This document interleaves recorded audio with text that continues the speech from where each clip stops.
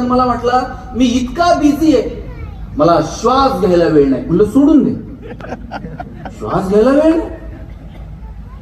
मला सांगा, माहेरी तरी जाऊन 2 दिवस राहिलेला आठवतंय का आता? आणि पूर्वी मला आठवतंय, आमच्या वडिलांची आत्या आमच्याकडे मुक्कामी यायची, आणि ती जर मुक्कामी आली ना, सगळं घर रात्रभर गप्पा मारत बसत होत. आत्या जर 2 दिवस थांबली आणि 3ऱ्या दिवशी जायला निघाली, सगळं घर तिला एसटीला वाटेला जात होतं. आत्या नुसती एसटीत बसली आणि तिनं खिडकीतनं हात केला ना, येते,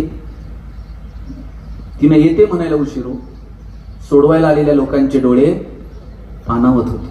एवढी माणसं भावनिक होती. आता लोक अंत्यविधीला जातात, तिकडं प्रेत जळत असतं, निम्मे मोबाईल मध्ये खेळत असते. कधी उरकतोय कुणाच ठाऊक नाही. त्यांना लगेच पुढे कुठेतरी जायचं असतं. दिवसभरात आपण 2-5 कार्यक्रमांना हजेरी लावतो, पण प्रत्येकाने एक गोष्ट लक्षात ठेवली पाहिजे, आपल्या प्रत्येकाच्या आयुष्यात एक कार्यक्रम असा येणार आहे, कार्यक्रम आपला असेल पण त्यात आपली उपस्थिती नसेल. आज ताईंचा कार्यक्रम आहे, ताई आहेत का? प्रत्येकाच्या आयुष्यात असा कार्यक्रम येणार आहे.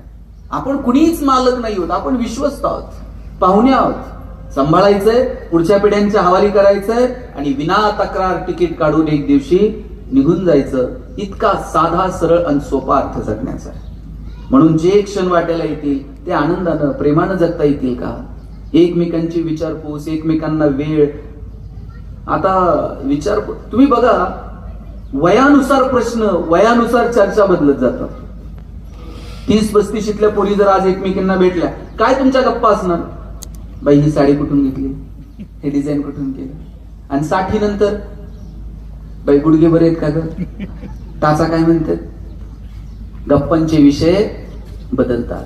पुरुष मंडळी जर एकमेकांना भेटले 60 नंतर, 2च प्रश्न असतात. पहिला असतो तब्येत कशी आहे, आणि दुसरा असतो मुलं काय करतात.